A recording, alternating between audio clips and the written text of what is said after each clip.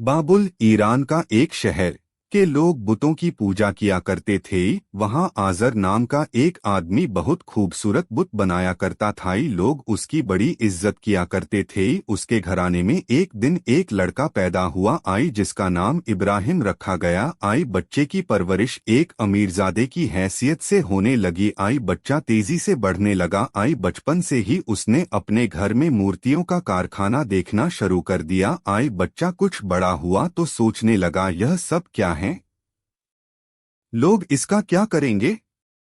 कुछ और बड़ा होने पर पता चला कि घर में बनने वाली यह मूर्तियां बुतखानों में पहुंचकर देवता बन जाती हैं। फिर लोग इनकी पूजा करते हैं। बच्चा सोचने लगा, हमारे घर में बनने वाली पत्थर की यह मूर्तियां देवता कैसे हो जाती हैं? चुनाचे एक दिन आपने घर वालों को उनके बारे में कुछ जानकारी हासिल करनी चाहिए तो जवाब मिला, अभी तुम छोटे हो, यह बातें तुम्हारी समझ से बाहर हैं। यही हमारे बाप दादाओं का तरीका है और हम भी उन्हीं के तरीकों पर अमल करते आ रहे हैं। फिर भी बच्चे यानी हजरत इब्राहिम अलैहिस्सलाम को तसल्ली नहीं हुई। इसी तरह देखते सुनते बच्चा बड़ा हो गया। कोई उसे तसल्ली भरा जवाब न दे सका। उसने अपने दिल में सोचा, मेरे ख्याल के मुताबिक अगर यह मूर्तियां देवता नहीं हैं तो फिर दुनिया को पैदा करने वाला और मालिक कौन है?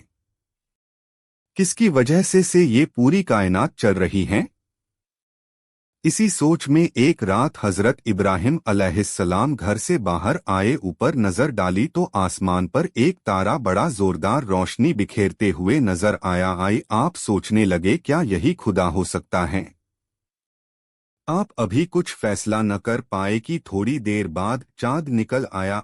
उसकी रोशनी के आगे तारे की रोशनी काम पड़ गई। आपने फिर सोचा, क्या यह खुदा होगा? रात बीतती रही, यहाँ तक कि सुबह की सफेदी जाहिर हुई और थोड़ी देर बाद सूरज निकल आया। सूरज को देखकर आपने मन में सवाल किया, यह तो तारे और चांद से भी ज्यादा रोशनी वाला और ताकतवर नजर आ रहा है। तो क्या यह खुदा होगा? शाम होते होते सूरज की रोशनी भी कम हो गई और सूरज डूब गया। फिर आपने ऐलान फरमाया, यह सब खुदा नहीं बल्कि खुदा की मखलूक है। इन सबको पैदा करने वाला और सारे जहां का पालनहार ही खुदा है। मैं उसी पर ईमान रखता हूँ, उसे ही अपना माबूद मानता हूँ। चांद तारों और सूरज की पूजा करने वाले और उन्हें अपना खुदा मानने वाले गलत हैं। इस तरह आप हजरत इब्राहिम अलैहिस्सलाम हकीकत की जिस मंजिल पर पहुंच चुके थे और लोगों को भी वहां तक पहुंचाना चाहते थे। फिर उन्होंने लोगों को एक खुदा के बारे में समझाना शुरू कर दिया, लेकिन लोग बिन देखे खुदा की इबादत करने के लिए राजी नहीं हुए। क्योंकि वह बरसों से जिनकी पूजा करते चले आ रहे थे, उन्हें छोड़ना आसान नहीं था। आपने उन्हें बहुत समझाया, लेकिन लोग उस खुदा को मानने के लिए तैयार न हुए।